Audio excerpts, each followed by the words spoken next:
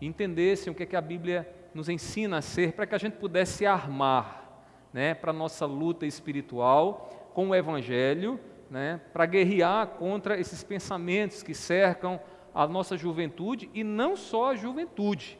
Tem muita gente adulta que vive em guerra, questionando, naquela dúvida que Satanás sempre colocou no coração do homem desde o jardim do Éden, né, afirmando o contrário daquilo que Deus nos ensina. Então, eu gostaria de, nessa noite, tratar sobre esse tema. Nós iremos falar sobre como afirmar a nossa sexualidade diante de uma sociedade pós-moderna. Então, eu queria tratar com vocês sobre esse tema, e o texto que eu escolhi para nós basearmos aquilo que iremos falar nessa noite se encontra lá em Romanos, capítulo 12. Nós iremos ler do versículo 1 ao versículo 2. À medida que você encontrar, fique de pé em reverência à palavra de Deus. Muito obrigado aos irmãos que oraram. Certamente a nossa juventude foi edificada nesse fim de semana, e certamente já podemos ver os frutos, muitos frutos aqui na vida deles. Então, vamos ler essa passagem, Romanos capítulo 12, versículos 1 e 2. Diz assim, meus irmãos: Rogo-vos, pois, irmãos,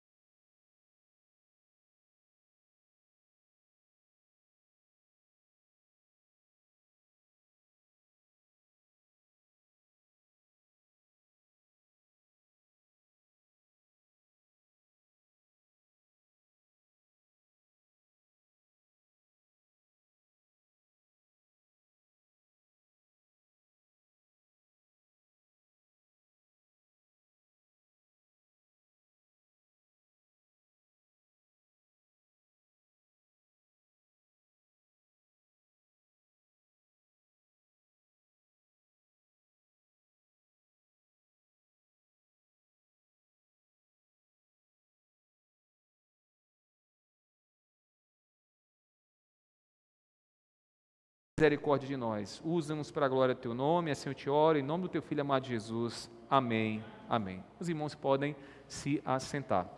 Meus irmãos, como afirmar a sexualidade diante de uma sociedade pós-moderna? Isso poderia ter uma resposta muito simples.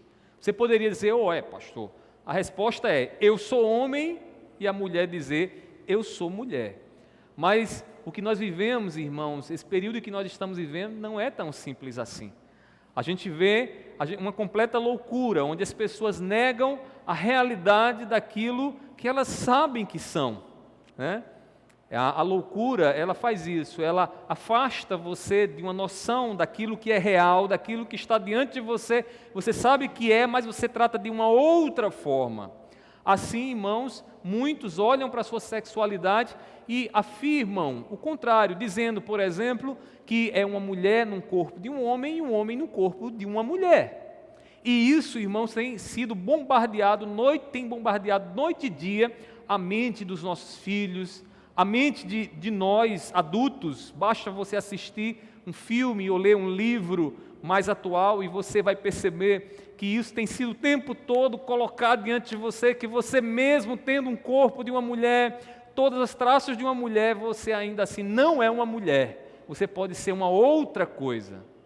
Há um escritor cristão chamado David Koyzis, ele escreveu um livro que tem por título Visões e Ilusões Políticas, e ele percebeu algo muito interessante. Ele percebeu que as ideologias políticas, que são ideias para tentar explicar o mundo, irmãos, elas tendem a assumir o lugar que o Evangelho deveria assumir.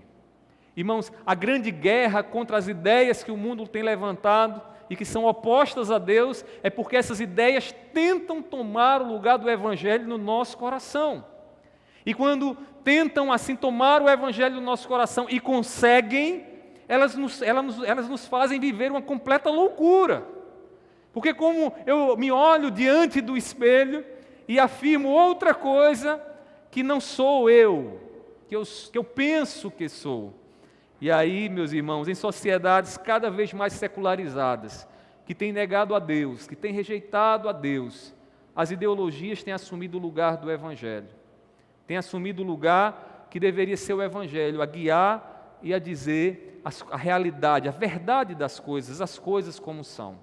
Mas o que é então uma ideologia? Eu preciso explicar para você o que é uma ideologia.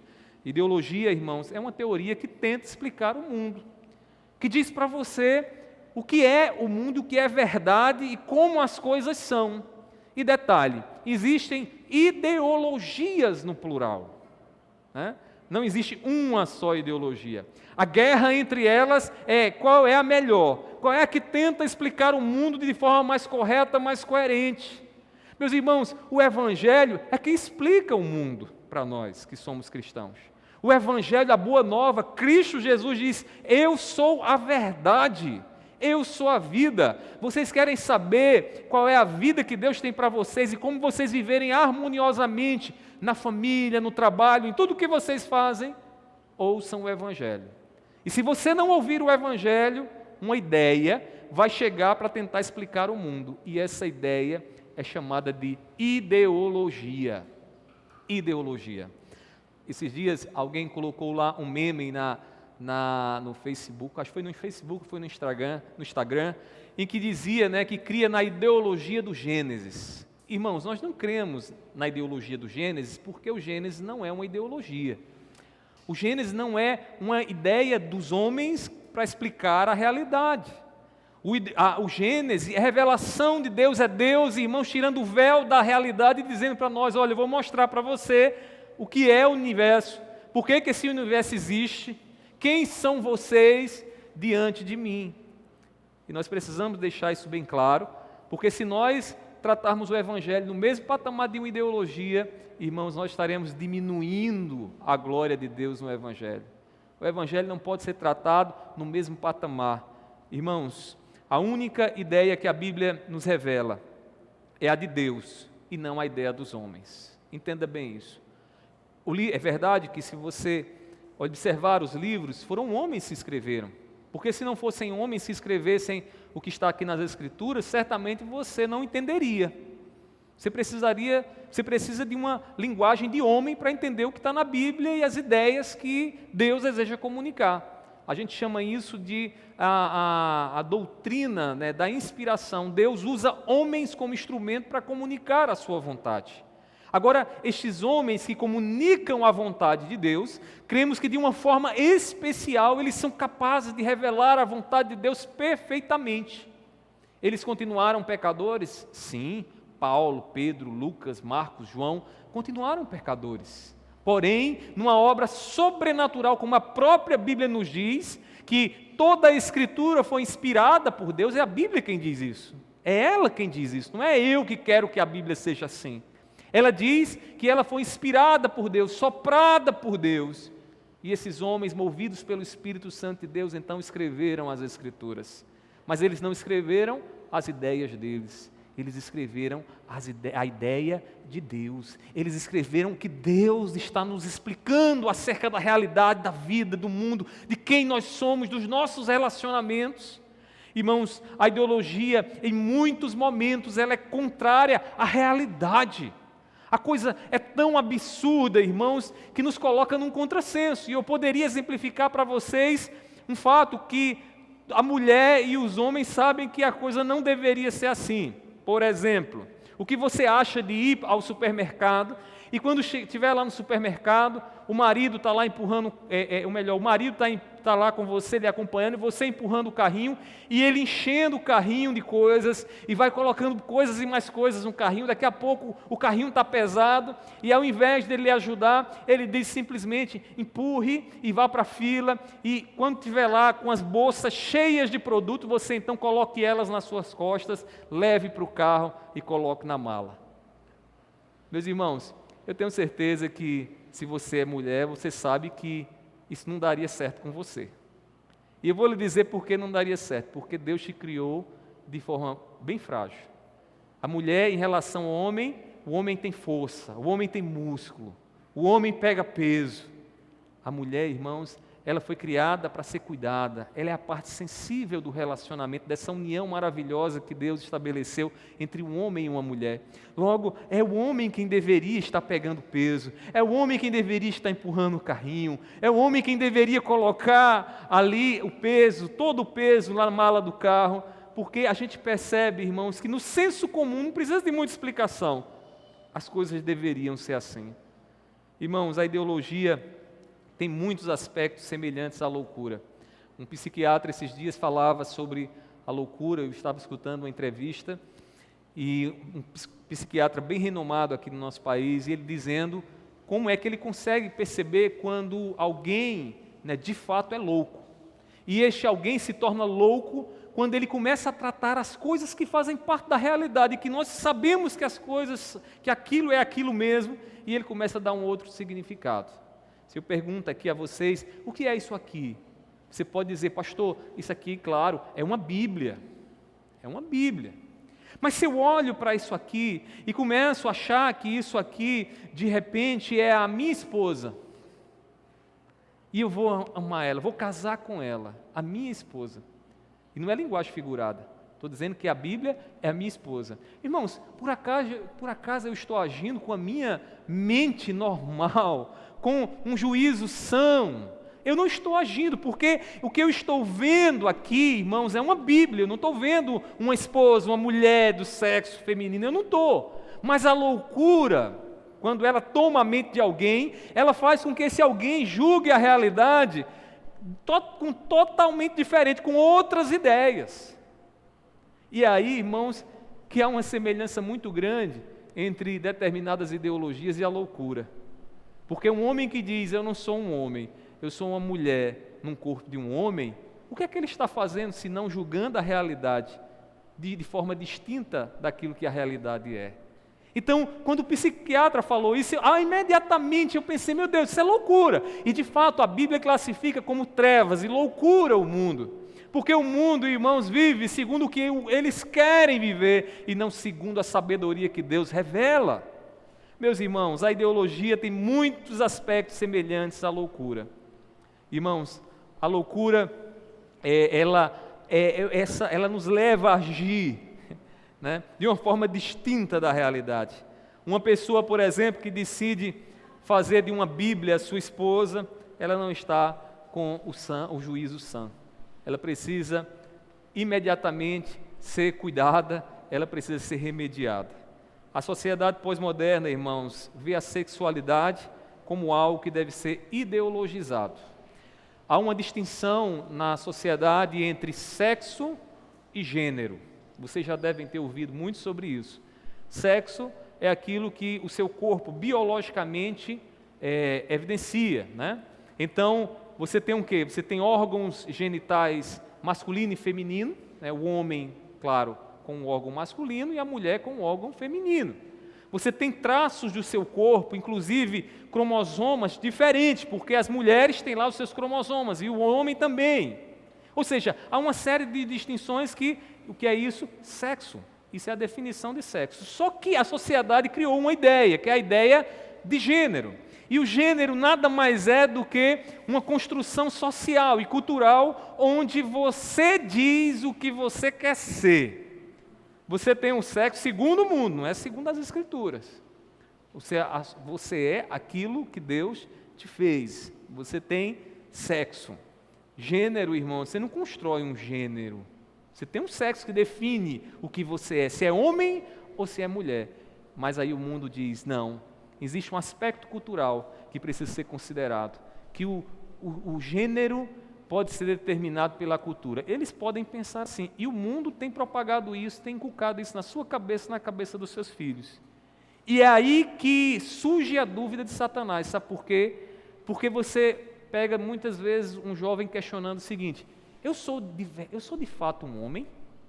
Eu sou de fato uma mulher? O que é isso, irmãos? Essa ideia de gênero. Então, o gênero, para eles, é construção da sociedade, logo não tem uma definição. Você pode ser o que você quiser, você pode ser até uma pedra, você pode ser até uma águia. Agora, deixa eu lhe dizer, se você quer ser uma águia, suba ao 10º andar de um prédio, se lance de lá, que a realidade vai mostrar para você quem você é. Sabe por quê? Porque você não vai voar. Você vai se estabanar no chão, né? Por quê, meus irmãos? Porque a realidade nos mostra quem somos. E Deus, irmãos, deixou muito claro que olhando para mim e vendo, irmãos, os traços que eu tenho, todas as características que eu tenho, que Deus me deu, eu posso me identificar como homem e eu não tenho por que duvidar disso. E eu digo mais, seus filhos e nem você têm por que duvidar disso. Ô pastor, mas essa ideia de gênero é tão bonitinha? Pois é. Você sabe o que é que mora no fundo dessa ideia de gênero? É a ideia da perda de autoridade. O que é que o mundo fez e tem tentado fazer? Tirar da sua mente toda a ideia de autoridade. Porque a partir do momento que você tem uma autoridade, você tem uma voz superior que diz para você o que é o certo e o que é o errado. Logo, se a Bíblia não é autoridade para você, quem é que vai ser autoridade para você? Você mesmo. E o mundo diz assim, você é autoridade para você mesmo, então você experimenta a liberdade para ser o que você quiser. Meus irmãos, só que tem o seguinte, quando a gente quer ser o que Deus não nos criou para ser, o fim é destruição. Quando Adão e Eva pecaram e acharam, que ali, comendo do fruto proibido, seriam como deuses, porque Satanás propôs isso, e ele continua propondo, vocês são deuses, serão como deuses. Foi o que aconteceu, irmãos, no decorrer da história. A Bíblia diz que a Caim sai com seu irmão Abel e mata Abel, assassina o seu irmão. Irmãos, a partir do momento que o pecado entra no mundo, a destruição acontece. E o que é que o pecado é, na sua essência? Desobediência, rebelião a Deus. Irmãos, é rebelião contra toda a autoridade de Deus. E quando nós nos rebelamos contra Deus, ou quando alguém se rebela contra Deus, esse alguém se torna autoridade para si mesmo e o fim é destruição. Então, deixa eu dizer uma coisa para a gente aqui. A gente precisa estar conscientes dessas propostas que o mundo tem levantado e que tem colocado sutilmente, em alguns casos, Deus diante de nós. A gente tem que estar acordado. A gente não pode estar dormindo. A gente tem que estar acordado diante do que o mundo tem tentado. E com todas as nossas forças e a força de Deus, irmãos, acima de tudo, poder estar nessa guerra de forma consciente. As palavras de Paulo aqui em Romanos capítulo 12, versículo 1 a 2, elas são muito significativas para nós, irmãos, porque elas nos ensinam como afirmar a nossa sexualidade diante desse mundo tenebroso, desse mundo pós-moderno. Paulo, primeiramente aqui, irmãos, ele está tratando sobre a questão do uso do corpo. E qual era o problema daqueles irmãos ali em Roma? Alguns haviam se convertido a Cristo, mas ainda não estavam sabendo tratar bem o seu corpo. Havia uma ideia filosófica que era o seguinte: Deus é uma ideia perfeita, sem falha, mas tudo aquilo que provém de Deus é imperfeito. Logo, o que provém de Deus o que provém de Deus e que está aqui na criação não tem interesse para ele. A única coisa valiosa é o que está no campo das ideias. Alguns irmãos, provavelmente sendo influenciados por essa ideia, olhavam para o seu corpo e diziam o seguinte: olha, eu vou adorar a Deus, mas o meu corpo, Deus não se preocupa não. Deus está preocupado com o meu interior, com aquilo que eu penso, com o meu coração, mas o meu corpo não. E Paulo, de alguma maneira, soube disso, e então exorta, ensina a igreja, dizendo aos irmãos: irmãos, entendam uma coisa, o corpo de vocês também precisa ser santificado. Sabe por quê? Porque foi Deus quem fez o corpo de vocês. E foi Deus como Criador que fez o corpo, logo, o culto de vocês também envolve o corpo. Vocês não podem tratar o corpo como algo que Deus não se preocupa. Ele vai dizer no versículo 1, observe aí, rogo-vos pelas misericórdias de Deus, que apresenteis o vosso corpo por sacrifício vivo, santo e agradável a Deus, que é o vosso culto racional. Então, o corpo deve estar envolvido no culto a Deus. Em outras palavras, você deve se preocupar com o modo como você usa o corpo, porque o corpo também serve para exaltar a Deus. E aí Paulo está consciente, irmãos, de que existe um modo de pensar mundano que pode nos dar uma ideia equivocada sobre o nosso corpo. Olha que coisa, olha como é antiga essa ideia de ressignificar aquilo que Deus nos deu. E aí Paulo, irmãos, está consciente dessa ideia quando ele diz, e não vos conformeis com este século ou com este mundo. O que é o mundo? O mundo é essa ideia que se opõe a Deus. E ele está dizendo, não se conformem a essa ideia. Vocês precisam entender como Deus trata o corpo de vocês, porque Deus criou o corpo de vocês, e Deus deseja ser adorado também pelo corpo de vocês. Mas aí Paulo vê, irmãos, a maneira como não se deixar levar por essa ideia na conversão. Quando ele diz no versículo 12 o seguinte, e não vos conformeis com este século, mas transformai-vos pela renovação da vossa mente. Ou seja, vocês estavam no mundo, diz Paulo, vocês viviam guiados pelo pensamento desse século, das trevas, por essas ideias que procedem do coração do homem, não de Deus. Agora que vocês foram alcançados pelo Espírito Santo de Deus, a mente de vocês precisa ser transformada. Vocês precisam ser renovados e transformados por essa mente que Deus deu a vocês. E ele termina então dizendo, por quê? Por que nós devemos deixar que o Espírito Santo transforme a nossa mente? Ele diz, para que experimenteis qual seja a boa, agradável e perfeita vontade de Deus.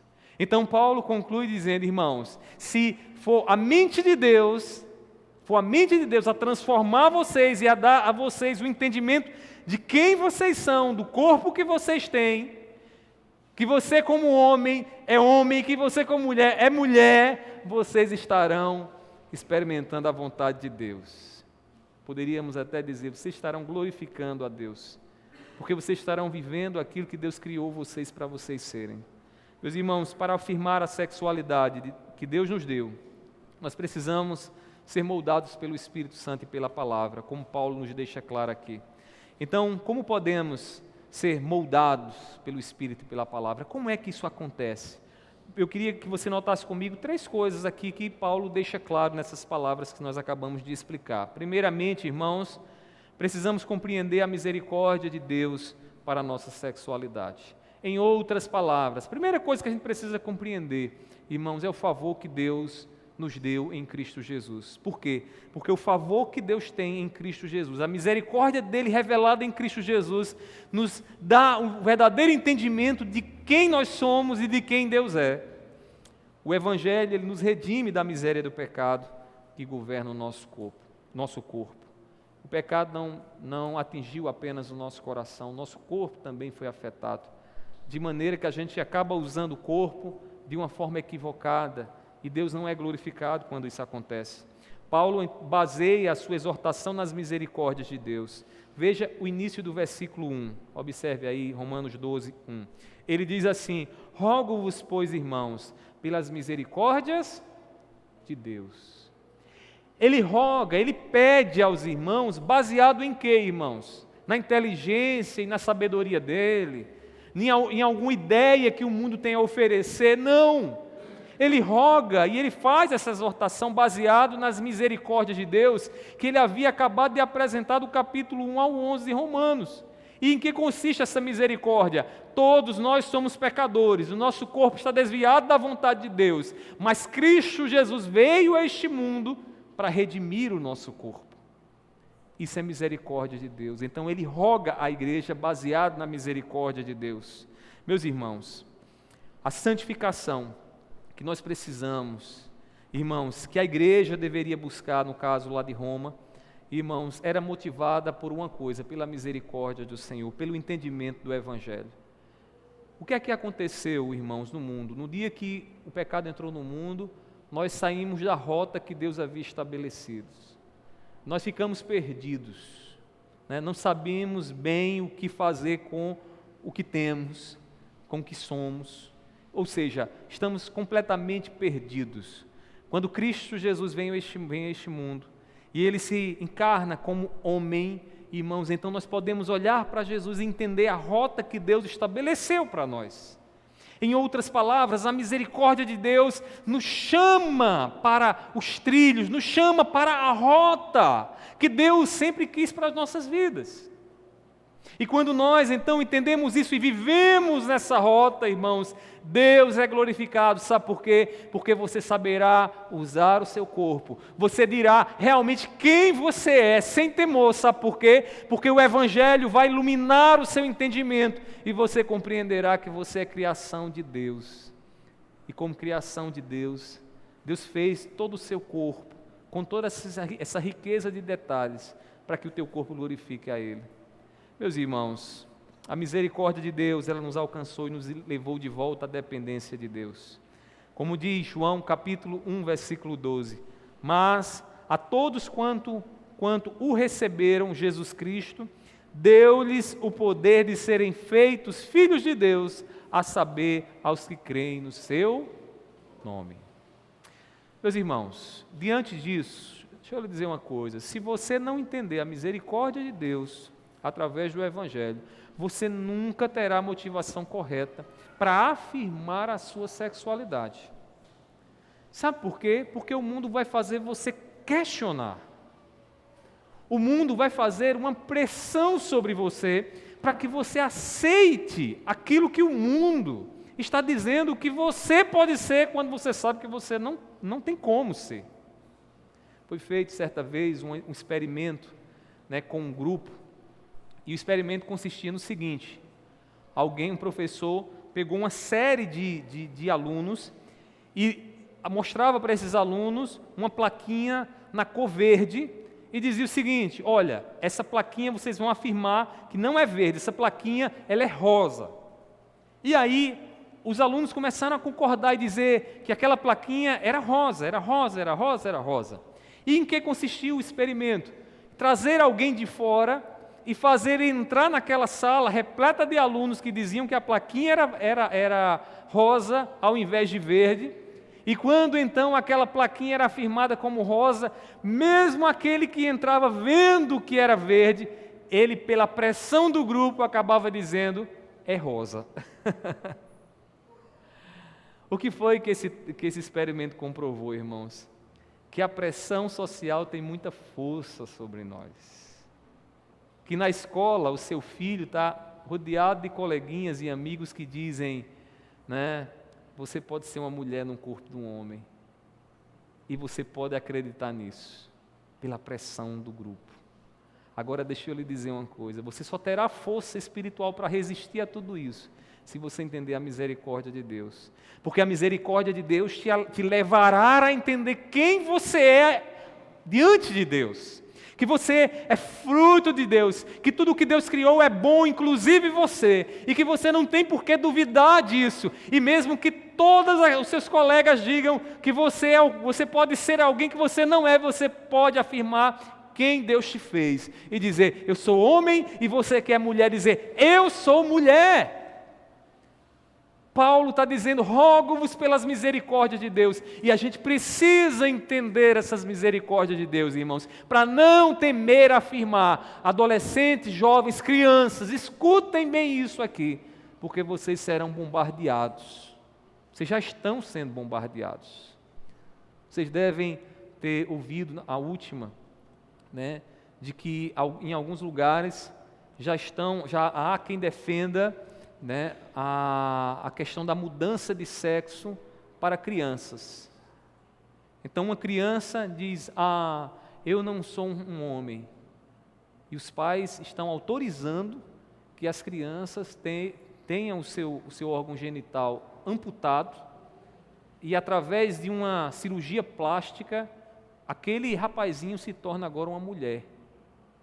Ele pode querer se transformar uma mulher, ou o mundo pode querer transformar, porque isso é doentio, irmãos, é doentio pegar uma criança e transformá-la nisso. Meus irmãos, mas aos olhos de Deus, irmãos, ele continuará sendo homem, e nós precisamos ter força para bater o pé, e estarmos firmes naquilo que o nosso Senhor nos ensina na sua palavra. você pode afirmar-se como homem e mulher, porque Cristo Jesus veio colocar no lugar certo a sua sexualidade. Você que está nos ouvindo nessa noite, você que está nos acompanhando pela internet, você não tem que temer se olhar no espelho e dizer quem você é. Olhe para Cristo. É Jesus quem define quem você é. E em Jesus, irmãos, não existe essa dupla sexualidade, né? Jesus era homem, né? Jesus era homem e nos deu o padrão de homem que nós precisamos ser. Além disso, meus irmãos, precisamos também de uma outra coisa para que o Espírito Santo molde a nossa sexualidade segundo a palavra. Além de afirmarmos o Evangelho, além, irmãos, de compreendermos o Evangelho, nós precisamos também rejeitar as ideias mundanas que tentam moldar a nossa sexualidade. Tudo começa, meus irmãos, no espírito. É uma ideia que chega e essa ideia se alastra e vai nos conduzindo para um caminho distante de Deus. Tudo começa aqui. Por isso que Paulo vai dizer que a nossa guerra, irmãos, não é contra carne ou sangue. É uma guerra espiritual, porque a coisa começa aqui. Muda a ideia e o resto reage a isso. Existem várias ideias. Que ideias mundanas, irmãos, são essas que tentam nos mudar? Irmãos, o mundo diz, por exemplo, que Deus aceita a sexualidade conforme o que queremos.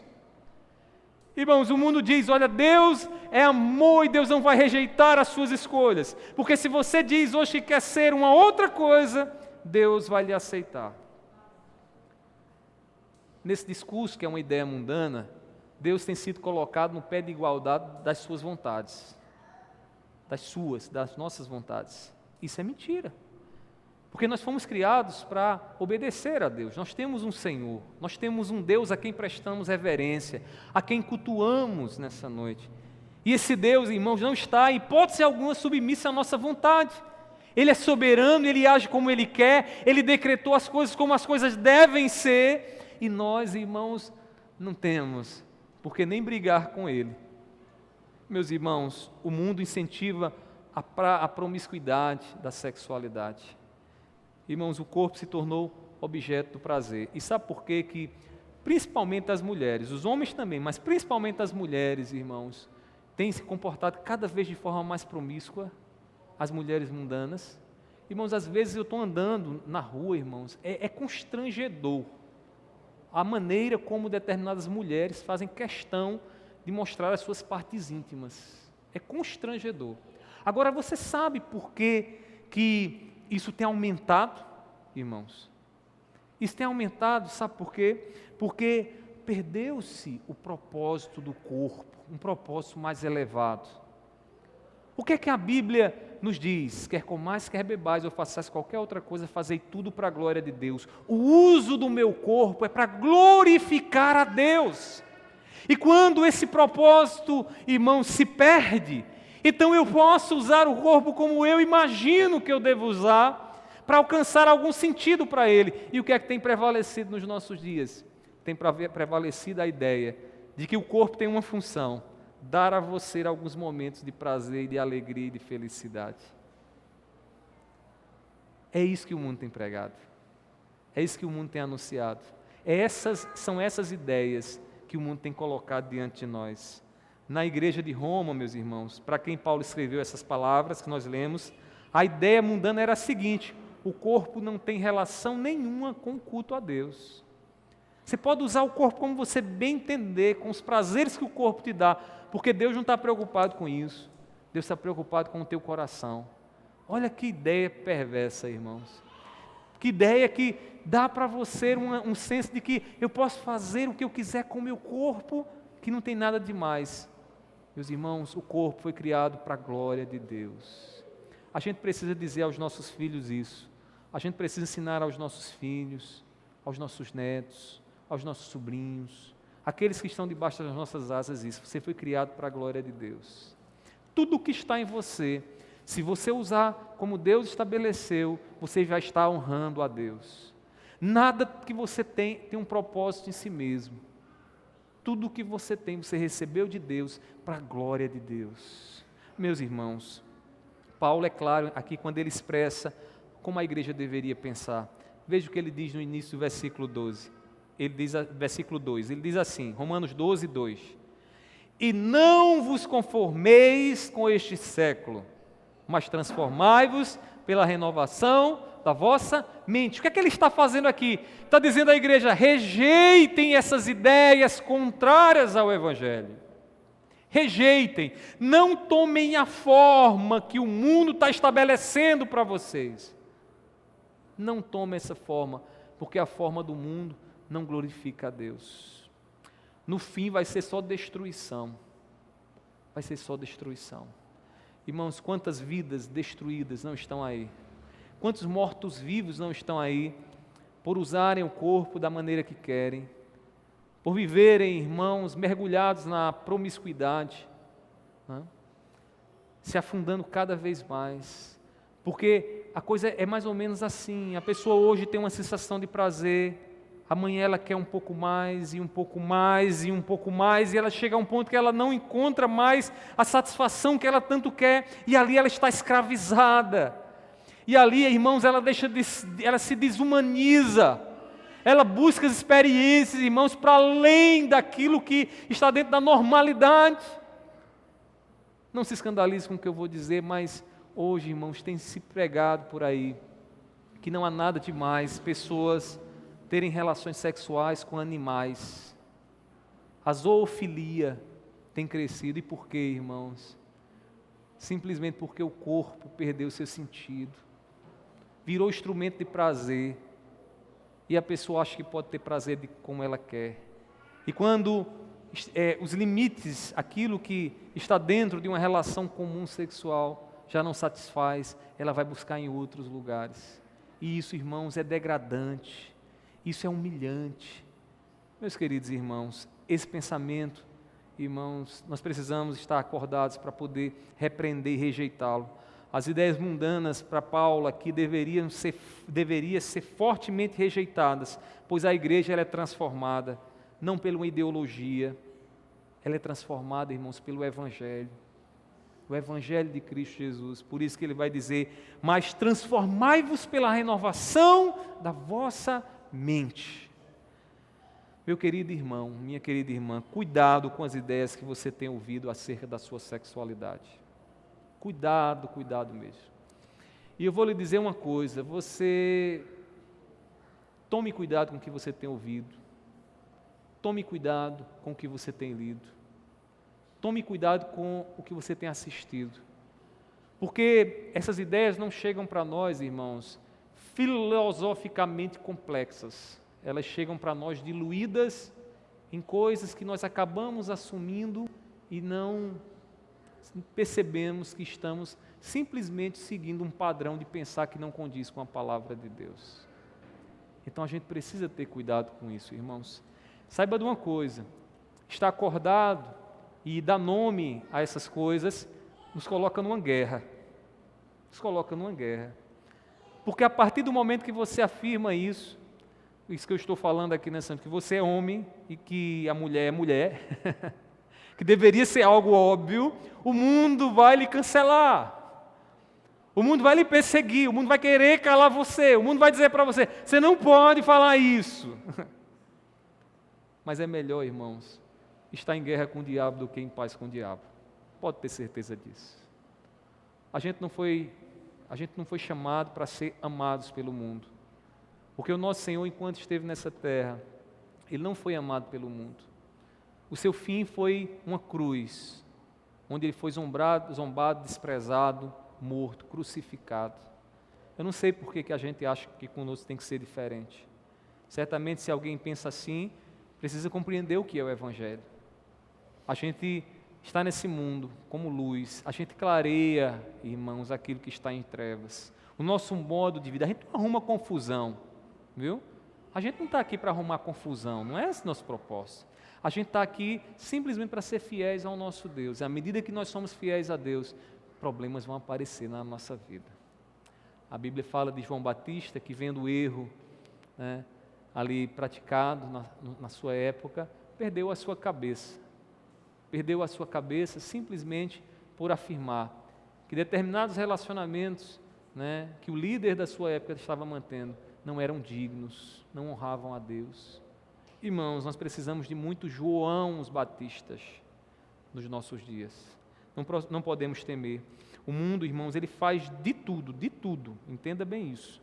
Irmãos, para que você possa ter dúvidas acerca de quem você é e do que Deus te fez. O mundo faz de tudo para nos desvirtuar da palavra de Deus. Afirmemos a nossa sexualidade segundo Deus, irmãos, e rejeitemos a falsa liberdade que o mundo diz. Quando diz para você, você pode ser o que você quiser. A gente fica tão desconfiado que esses dias eu escutava uma música de uma cantora muito famosa aqui no Brasil, evangélica, em que ela estava ensinando as nossas crianças a serem o que elas quisessem, né? Você pode ser o que você quiser. E na hora a luz vermelha acendeu dentro de mim. Plim! Que história é essa de que meus filhos podem ser o que eles quiserem, né? Parece bonito isso, né? Que é isso? Uma liberdade. Você pode ser o que você quiser. Você não está preso a algemas, a nada que te prenda. Você pode ser o que você quiser. Meus irmãos, nós não podemos ser o que nós queremos. Nós somos aquilo que Deus diz que nós somos. Nós somos aquilo que o nosso Senhor Jesus Cristo diz que nós somos. E a gente tem que estar atentos. Isso vai bombardear você, seus filhos, sua família o dia todo. Porque é uma luta até desproporcional. Eu estou gastando aqui 40 minutos para dizer isso para vocês, e vocês vão passar essa semana todinha, irmãos, sendo bombardeados pelo contrário disso. É desproporcional. Mas deixa eu lhe dizer uma coisa. O Deus que nos revela isso, que eu estou aqui dizendo para vocês, Ele é poderoso. E Ele não é vencido pelo tempo. Ele é capaz de convencer, de converter, de transformar e nos dar firmeza. Então, esteja acordado. Afirme a sua sexualidade, afirme quem você é. Se você é mulher, diga, eu sou mulher, e não tenho por que temer isso. Eu sou homem, não tenho por que temer isso. Irmãos, por fim, precisamos ainda de uma outra coisa para que o Espírito molde a nossa sexualidade de acordo com a palavra. Em terceiro e último lugar, precisamos buscar experimentar a vontade de Deus para a nossa sexualidade. Experimentar a vontade de Deus naquilo que Deus nos deu. Esses dias, acho que há 15 dias atrás, eu recebi uma mensagem de um jovem, que não é da nossa igreja, e ele mandou um vídeo dizendo assim no Instagram para mim: pastor, analise essas palavras, eu gostei muito. E aí eu já nem vi o que era, mas quando ele disse eu gostei muito, eu fiquei curioso, o que é que esse jovem tem gostado? E ele não é da nossa igreja, mas é uma pessoa que passou pela congregação lá do Alto Mateus, na época que nós estávamos lá, e que hoje está em outro lugar. E ele dizendo que gostou muito, eu fui ver o vídeo, irmãos. E o vídeo era um outro jovem dizendo qual foi o grande pecado do Gênesis. E na teoria desse jovem, que era uma mistura de misticismo e Bíblia, e gnosticismo e nova era, e uma série de coisas lá, ele chegou à conclusão de que o grande pecado, irmãos, era um pecado sexual. Porque o fruto, que não era uma maçã, segundo ele, na verdade foi um relacionamento sexual que Eva teve com Satanás. E maculou Adão, porque quando Adão teve relações com Eva, então Adão também se contaminou. Em outras palavras, irmãos, nada disso aí, irmãos, procede das Escrituras. Em outras palavras, ficou patente naquele jovem, de que aquele jovem não entendeu nada do pecado. Sabe o que foi que ficou claro para nós, irmãos? Que ele tem um problema com a sexualidade.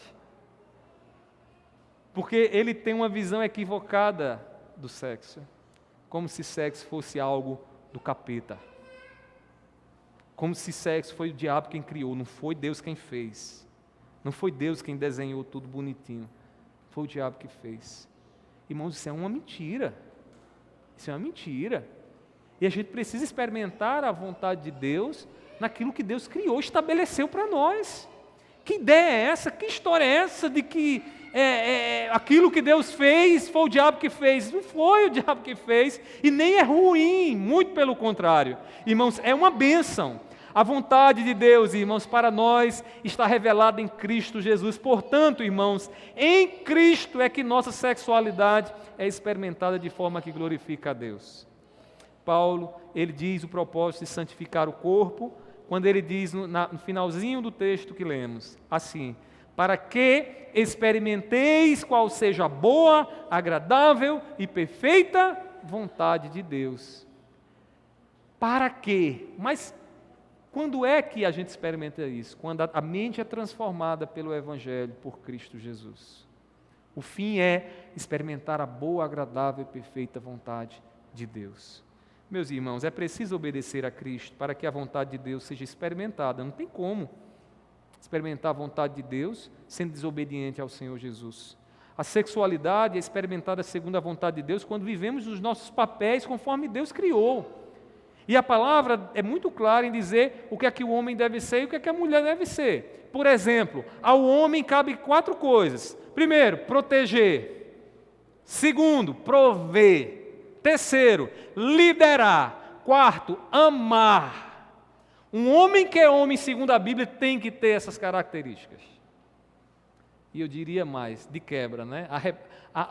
A reboque disso, as mulheres agradecem. Quando tem um homem que é provedor, que dá proteção. Quando tem um homem, irmãos, que protege, o inimigo pode cercar, mas ele está ali para proteger. As mulheres agradecem quando tem um homem que lidera, um homem que sabe tomar decisões, que às vezes tem homem que é um problema, né? Esses dias eu conversava com um casal que dizia para mim o seguinte: pastor, todas as vezes que eu chego no restaurante eu tenho um problema, porque quando eu chego lá que tenho que escolher alguma coisa, meu marido sempre diz: mulher, escolhe aí, não sei o quê. E eu queria tanto, pastor, que ele escolhesse. É claro que isso é só uma pequena manifestação de algo mais profundo, né? Da falta de uma liderança, de um pulso na tomada de decisão que o homem deveria ter. Mas o que ela queria, em outras palavras, era um homem que pudesse estar à frente, o cabeça, que dissesse: vamos lá, sou eu quem digo como é que a coisa vai, para onde a coisa vai, para que ela pudesse se preocupar com outras coisas que é própria dela. A Bíblia nos mostra, irmãos, que homem, de acordo com a Bíblia, tem que ser líder. Tem que ser líder. Agora, o mundo vai dizer para você: não! A mulher é quem toma a decisão. Meus irmãos, é um desvirtuamento do que Deus estabeleceu. É um desvirtuamento. A mulher cabe o auxílio. Deus criou a mulher para ser auxiliadora. Entenda bem isso aqui. Auxiliadora, auxiliar nas decisões dos homens. Esses dias eu vinha de Mangabeira com a minha esposa e eu estava pronto para tomar uma decisão. Era uma decisão, né, um pouco delicada. E quando eu falava com a minha esposa, dentro de mim falando aquilo ali, e Mirelle começou então a dizer algo que era o oposto do que eu estava pensando. Na hora eu entrei numa guerra, eu disse: eu não vou ouvir ela de jeito nenhum, eu vou agir assim e acabou-se. Vou fazer aquilo ali, não vou lá, eu dentro de mim. Eu disse até a ela isso. E eu disse: eu não vou ouvir minha esposa, irmãos. E aí vim de Mangabeira até aqui, o bairro dos Novais, com isso encucado na minha mente, no que ela estava falando. E aí depois de muita luta, ouvindo a minha esposa, eu disse: quer saber de uma coisa?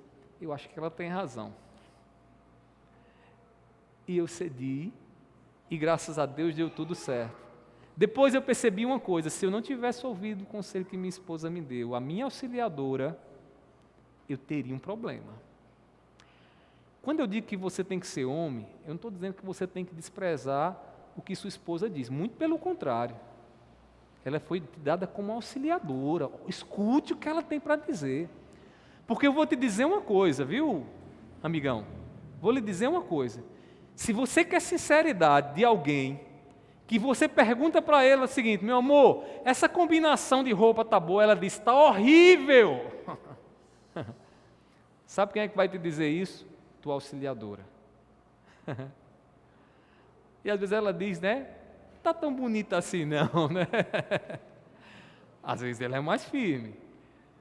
Tá feio, troca isso, pelo amor de Deus, não bota isso não. Agora, sabe por que é que isso acontece? Para o teu bem como homem, para te auxiliar. para que você possa ver um outro olhar que você não está enxergando. E que Deus deu a capacidade extraordinária às mulheres para isso. A mulher, ela vê como um raio-x, né? Homem vê de forma mais focada, precisa. Como uma mira laser. O homem está vendo como uma mira laser. A mulher está vendo como um raio-x. É diferente. Ontem eu estava lá no acampamento e aí terminou o almoço e disse: Mirelle, onde é que está o fio dental? Aí a Mirelle disse: está dentro da bolsa. Aí eu fui pegar lá o fio dental. Irmãos, eu passei um tempão lá rodando e mexia para um lado, mexia para o outro, tirava uma coisa, botava para um lado, para o outro. E eu dizia: Mirelle, não está aqui. Ela está aí. Eu disse: não está. Até que eu disse: vem ver aqui, Mirelle. Aí Mirelle veio. Quando ela chegou lá, irmãos, é incrível o negócio daquele. Ela foi em cima do fio dental, estava lá, ela só esticou a mão e disse: está aqui, ó. Eu digo: olha, eu estou ficando cego, eu preciso ir urgentemente ao oftalmologista porque eu não consegui ver. São coisas que Deus deu, irmãos, à mulher e Deus deu ao homem, que são complementares, não são guerras.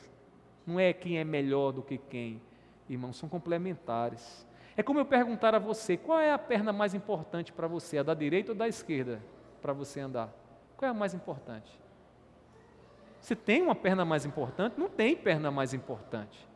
Pode ser que sua perna tenha mais habilidade, à direita ou à esquerda, mas todas as duas são importantíssimas para que você possa dar um passo. Então, o homem e a mulher dentro da família não tem negócio de um mais valioso que o outro, mais importante que o outro. Os dois são importantes para que o casamento ande. Esses papéis, irmãos, precisam ser afirmados e vivenciados em nossas famílias. Deus, Ele tem um modo pelo qual devemos experimentar nossa sexualidade. Ser homem e ser mulher. Assim como o fabricante estabeleceu, irmãos, o modo de funcionamento correto de um aparelho, assim também Deus estabeleceu o modo correto de experimentar a nossa sexualidade, como homens e como mulher. E essa questão do ser homem e ser mulher tem a ver com essa sexualidade. Assim, meus irmãos, é que Deus é glorificado, quando vivemos aquilo que Deus quer que vivamos. Concluindo aqui as minhas palavras, nós devemos afirmar a nossa sexualidade, não à luz do que queremos, não à luz do que o mundo diz que a gente tem que ser, mas à luz do que Deus nos ensina a ser.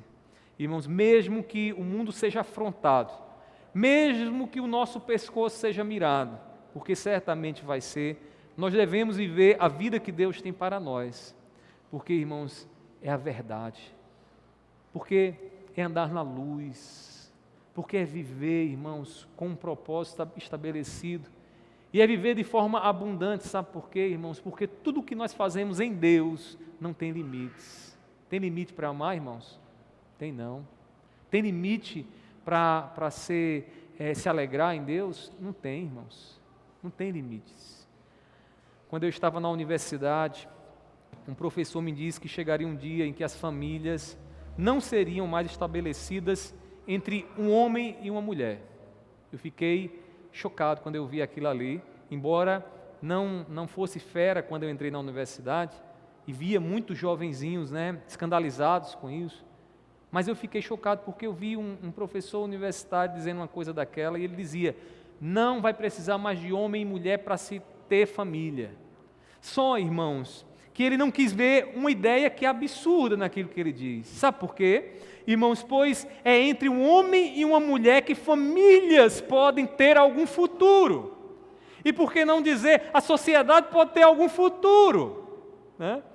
O ser humano pode fazer o que ele quiser, irmãos, mas só é possível um ser humano gerar um outro ser humano se um homem do sexo masculino e uma mulher do sexo feminino se unirem.